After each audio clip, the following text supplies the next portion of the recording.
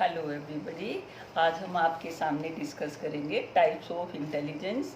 इससे पहली जो वीडियो मैंने आपके सामने प्रस्तुत की थी उसमें मैंने इंटेलिजेंस के जो कंसेप्ट है उसके मीनिंग उसको बताया था और थोड़ा आपके सामने मैंने प्रस्तुत किया था सोशल इंटेलिजेंस को। जो इंटेलिजेंस आज हम यहाँ एक्सप्लेन करेंगे, इंटेलिजेंस के जो है 3 टाइप्स जो है विशेष रूप से आप लोगों के कोर्स में है। सोशल इंटेलिजेंस, इसके बाद मल्टीपल इंटेलिजेंस और इमोशनल इंटेलिजेंस। सोशल इंटेलिजेंस से जो है मतलब ये होता है कि मैं अपनी स्वयं की जो मेरी इंटेलिजेंस है, अपनी जो मेरी सूझबूझ है, अपने जो मेरे आचार विचार हैं उनको मैं जानती और समझती हूँ। अपने आप को जो है जांच समझ के दूसरों के विचार को जो है आचरण को समझ के उनके साथ जो है क्रिया करना, उनके साथ बातचीत करना, उनके साथ एक सामंजस्य स्थापित करना। हम जितना जो है दूसरे लोगों के साथ सामंजस्य अच्छे से स्थापित कर लेंगे, हम उतने ही जो है सोशली इंटेलिजेंट कहलाएंगे। और इससे पहले वाली वीडियो में मैंने बताया भी था कि जो भी ये जो पॉलिटिशियन वगैरह होते हैं, जो समाज में जितने भी ज़्यादा वर्कर होते हैं, काम करने वाले होते हैं सामाजिक, उनका सोशल इंटेलिजेंस बहुत अच्छा होता है, क्योंकि वो सामने वाले की ज़रूरत को समझते हैं, उसकी भावनाओं को समझते हैं और उनको समझने के साथ साथ जो है उनसे एडजस्ट करना भी इनको आता है और अपनी भावनाओं को दबा के सामने वाले की जो फीलिंग है उसको विकसित करने में जो है विशेष ध्यान जो है ये लोग रखते हैं। तो जो सोशल इंटेलिजेंट पर्सन होते हैं वो वास्तव में क्या है, सोसाइटी के जो कंसेप्ट, जो रीति रिवाज होते हैं, जो तौर तरीके होते हैं उनको बहुत अच्छे से समझते हैं और वो समझ के साथ साथ जो है उन सभी चीज़ों से जो है एडजस्टमेंट कर पाते हैं। इसके बाद ये सोशल इंटेलिजेंस के बारे में हो गया। इसके बाद नेक्स्ट वेरी इंपॉर्टेंट आपके कोर्स में है मल्टीपल इंटेलिजेंस। मल्टीपल इंटेलिजेंस से मतलब है कि बहुविधि, यानी कि बहुबुद्धि, बहुत सारी जो है बहुत तरह की बुद्धि जो रखता है वही क्या कहलाएगा, मल्टीपल इंटेलिजेंस पर्सनैलिटी कहलाएगा। अब ये मल्टीपल इंटेलिजेंस से क्या मतलब होता है, हमारी जो पर्सनैलिटी है वो लाइफ को जो है सफल होने के लिए सिर्फ जो है अक्षर ज्ञान की ज़रूरत नहीं होती। लाइफ को जो है सफल करने के लिए और भी बहुत सारी चीज़ें जो हैं ज़रूरी होती हैं। ये मल्टी इंटेलिजेंस के जो है मैं आपको टाइप्स बता रही हूँ कि ये कौन कौन से होते हैं। एक होता है कि वर्बल इंटेलिजेंस, वर्बल और लिंग्विस्टिक इंटेलिजेंस। जो वर्बल और लिंग्विस्टिक इंटेलिजेंट व्यक्ति होते हैं उनकी जो लैंग्वेज होती है उस पर बहुत अच्छा कमांड होता है।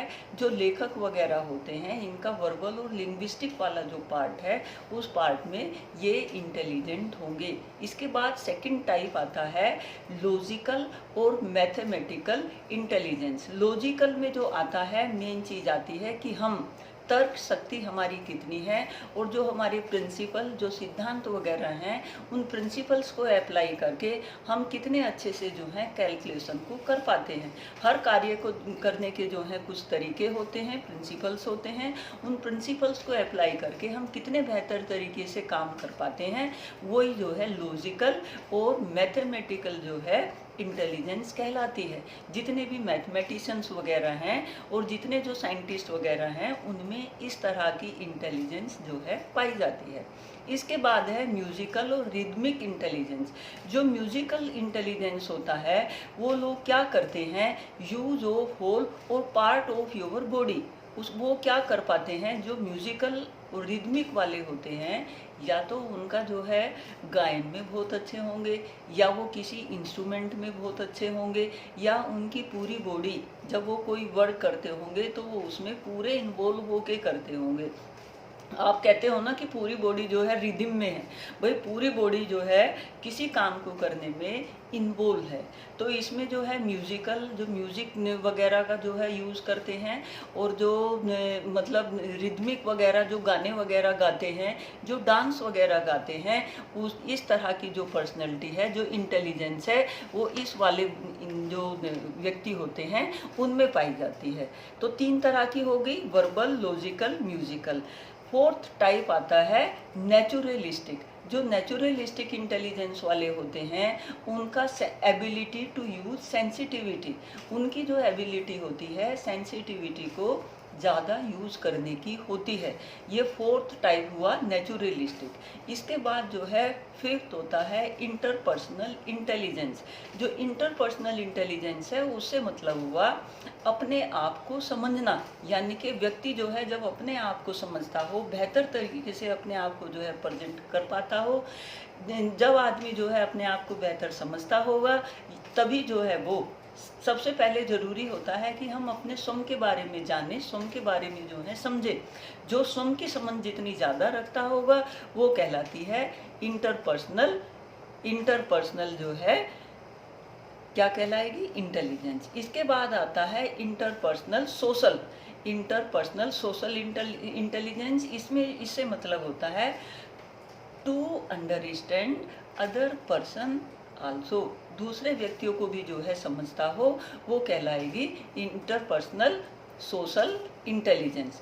तो ये जो हमारी होती हैं ये 6 तरह की होती हैं, और इन 6 तरह की में जो है समझने वाली बात ये है कि जिस व्यक्ति में जो है ये सारी की सारी जो है निहित होंगी वो इंटेलिजेंट व्यक्ति कहलाएगा। तो जो मल्टीपल इंटेलिजेंस होती है, मल्टीपल इंटेलिजेंस में जो है कई तरह की जो है इंटेलिजेंस, कोई एक व्यक्ति जो होता है, वैसे ज़्यादातर व्यक्तियों में जो है काफ़ी क्षमताएं होती हैं। कुछ जो है अच्छे टीचर भी होते हैं, टीचर के साथ म्यूजिशियन भी होते हैं, टीचर के साथ जो है वो गेम्स स्पोर्ट्स में भी जो है होते हैं, सेंस ऑफ ह्यूमर भी बहुत अच्छी होती है। तो हो गई ना एक व्यक्ति में जो है कई आयाम। जब हम इंटेलिजेंट हैं और वो इंटेलिजेंट जो है हम जो है उसके जो है कई सारे आयाम हों तो वो मल्टीपल इंटेलिजेंस कहलाती है। कि इंटेलिजेंस जो है, अब आप मुझसे ये पूछोगे कि मैडम एक ही व्यक्ति में होती है ये इंटेलिजेंस या अलग अलग में?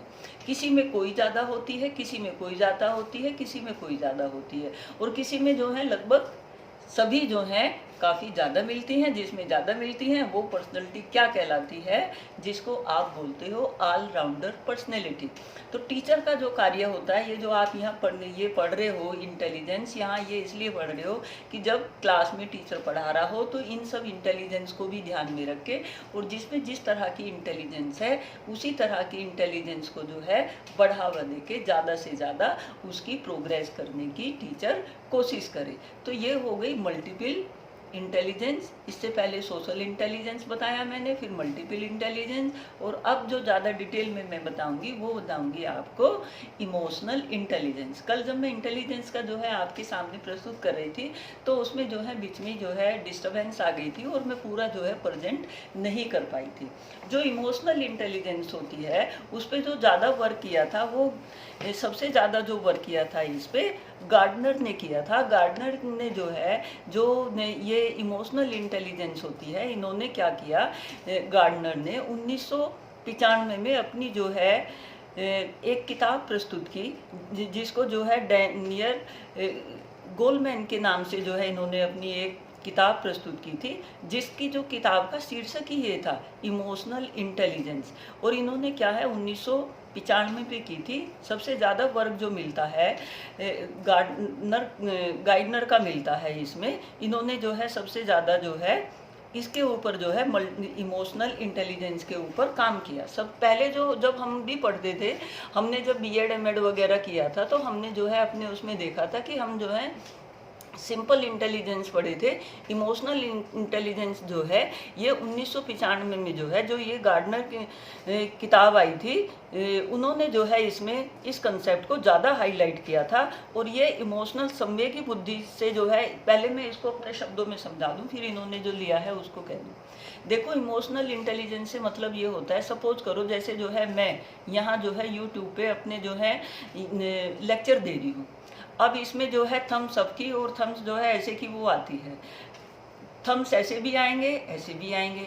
अगर मैं ऐसे वालों को इम्पोर्टेंस देने लगूं और उनके बारे में जो है नेगेटिव फीलिंग लाके अपने कार्य को जो है चेक कर दूं और जो है डिस्टर्ब हो जाऊं, तो मेरी जो इमोशनल इंटेलिजेंस होगी वो वीक होगी, लो होगी। तो लो करनी नहीं है और होनी भी नहीं चाहिए, क्योंकि कहा भी गया है कि निंदक नियरे राखिए, उतनी ही जो ज़्यादा आपकी प्रोग्रेस होगी।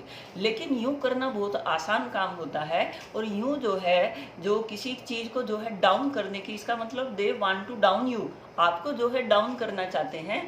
बट आपका क्या होना चाहिए, ऐसे होना चाहिए। आपने जो है अपनी लाइफ को ऐसे ही जीना है और ऐसे ही जो है कार्य करना है, और बाकी सबका भी जो है ऐसे ही हो, उस तरह से जो है आपने कार्य करना है। और जब मैं क्लास में पढ़ाती भी हूँ तो मैं अपने सभी स्टूडेंट्स को 15-20 दिन लेक्चर देने के बाद कहती हूँ कि आपने जो है 15-20 दिन में मेरे लेक्चर से जो भी कुछ जो है आपको लगा हो, नेगेटिव जो लगा हो, वो आप एक जो है लेटर लिख के मेरे बारे में सारे नेगेटिव लिख के, नेगेटिव लिखना, पॉजिटिव मत लिखना, और उसमें अपना नाम भी मत लिखना।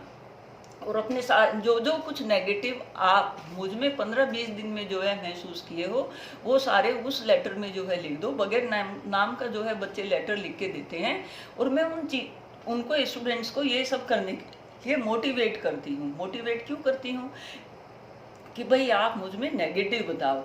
तो बच्चे क्या हैं, जब नेगेटिव ढूंढेंगे तो वो क्या करेंगे, वो उनमें मैं ये टेंडेंसी विकसित करती हूँ कि जब आप लाइफ में जो है टीचर बनोगे तो आपको जो है बहुत तरह के स्टूडेंट मिलेंगे जो आपकी जो है इमोशंस को डिस्टर्ब करना चाहेंगे, डिस्ट्रैक्ट करना चाहेंगे, क्लास में जो है नेगेटिव एनवायरनमेंट क्रिएट करेंगे।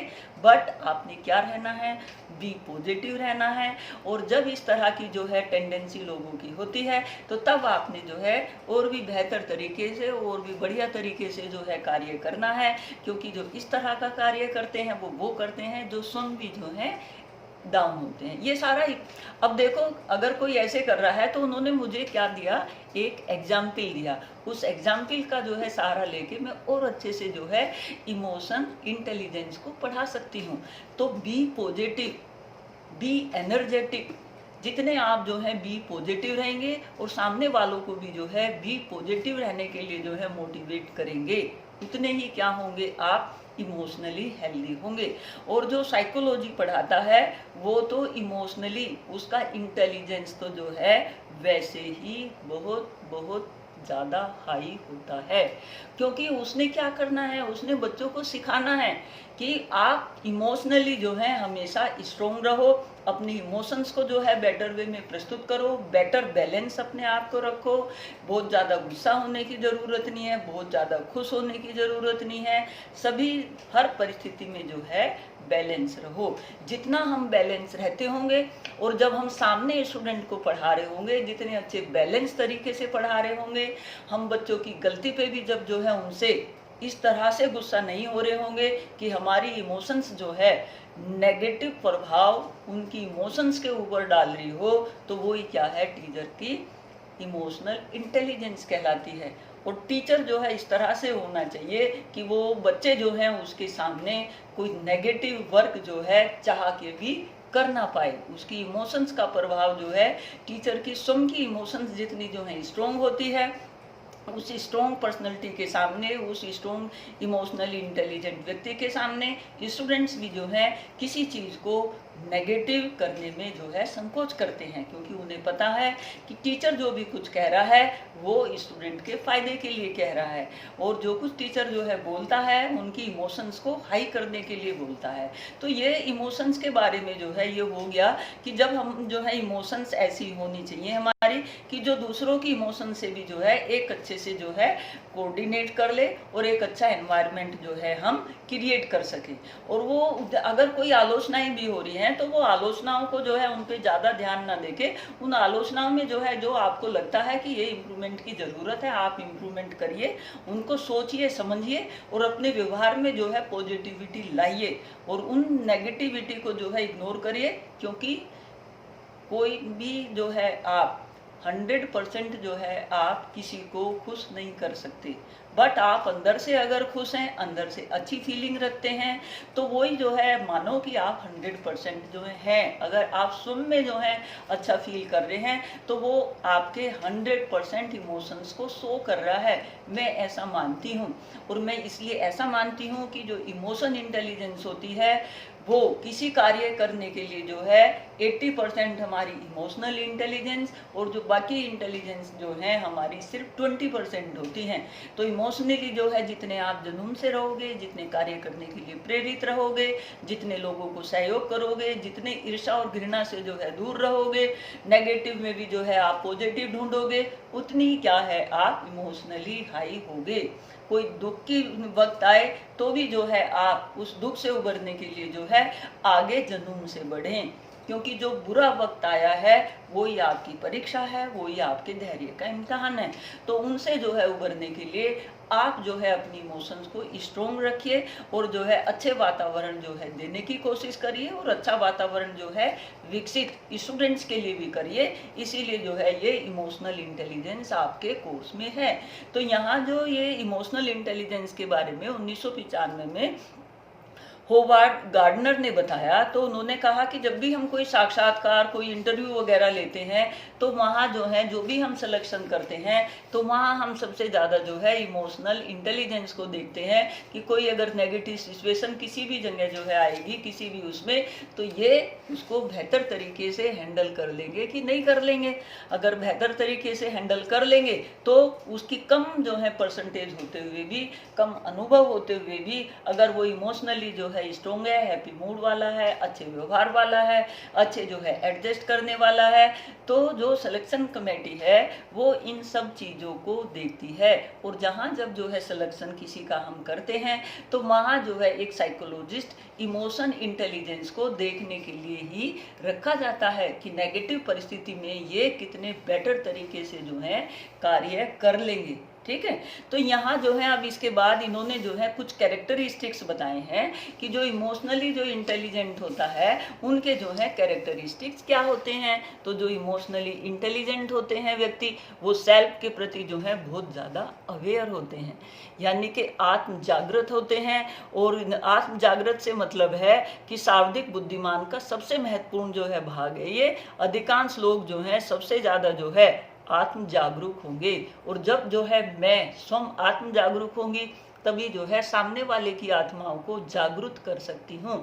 अगर मैं खुद जो है नीरस भाव की हूँ, सेल्फ का मुझे जो है कुछ अता पता नहीं है, दिन बाद जो है गुस्से में रहने की मेरी आदत है, तो क्या होगा कि मैं आत्म जागृति मेरी नहीं है। तो जो इमोशनली जिनकी जो है इंटेलिजेंस अच्छी होती है वो सेल्फ अवेयरनेस बहुत ज़्यादा रखते हैं। इसके बाद है सेल्फ रेगुलेशन, स्वयं को जो है कंट्रोल करने की भी बहुत ज़्यादा इनमें टेंडेंसी होती है। यानी कि क्या कहना, क्या तो कह दिया, ठीक है कह दिया, लेकिन उस क्या कहने को भी जो है इस तरह से प्रेजेंट करें कि सामने वाला जो है ये जानता समझता हो कि बोली तो बात नेगेटिव है बट वो पॉजिटिव के लिए है।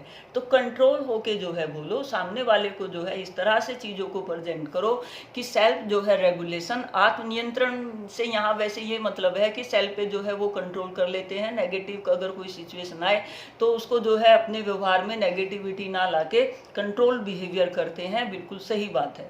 और ये जो है जो इमोशनल इंटेलिजेंट होते हैं उनमें ये क्वालिटी होती है। इसके बाद हुआ इनकी नेक्स्ट कैरेक्टरिस्टिक आती है थर्ड, मोटिवेशन। इनमें जो है मोटिवेशन, ये इंटरनली ही मोटिवेटेड होते हैं।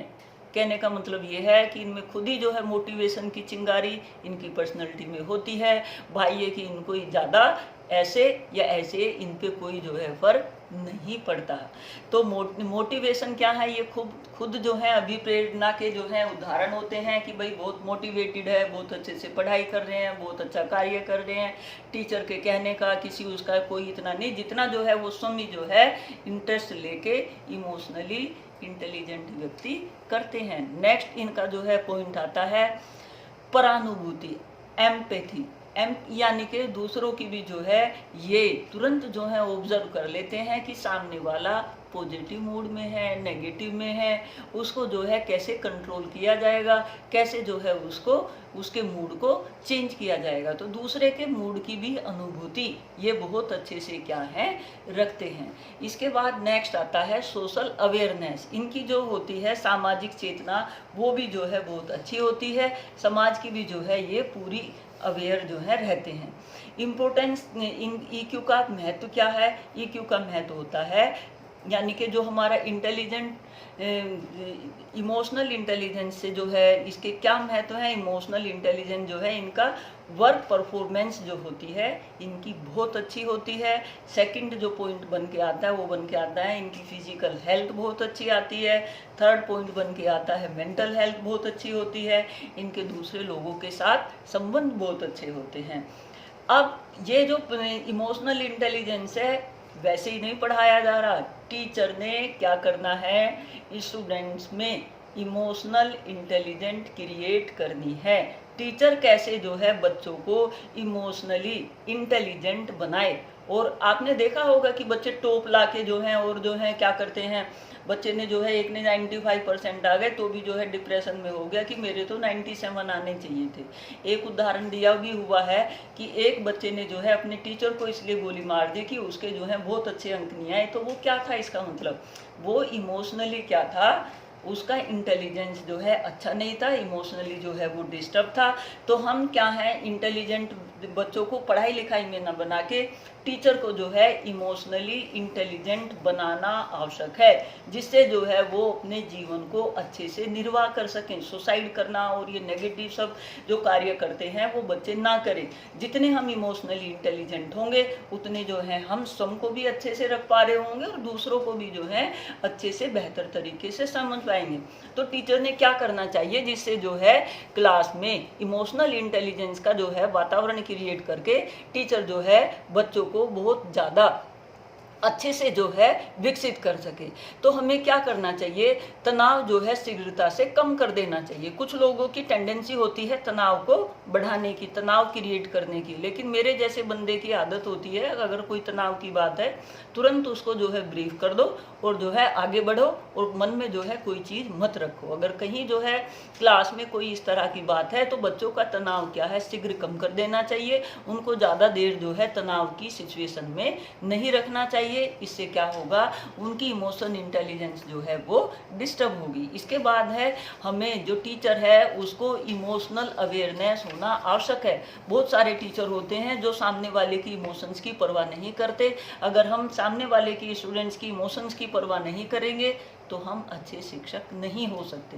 और अगर हम इस तरह से जो है बातें प्रस्तुत कर रहे हैं बच्चों के सामने कि उनकी इमोशंस जो है नेगेटिव हर्ट हो रही हैं, तो हम में और उन बच्चों में कोई फर्क नहीं होगा। तो हमें बच्चों के सामने अपनी इमोशंस इस तरह से प्रस्तुत करनी चाहिए कि उनकी इमोशंस हर्ट ना हो, क्योंकि उन्होंने जो है आगे नेक्स्ट जनरेशन को पढ़ाना है, जिससे जो है वो बच्चों को आगे और अच्छे बेहतर उसमें पढ़ा सके। उन चीज़ों का लेसन जो है जो बच्चे हैं, जो स्टूडेंट हैं, अपने जो टीचर हैं उनसे ही लेके जाते हैं।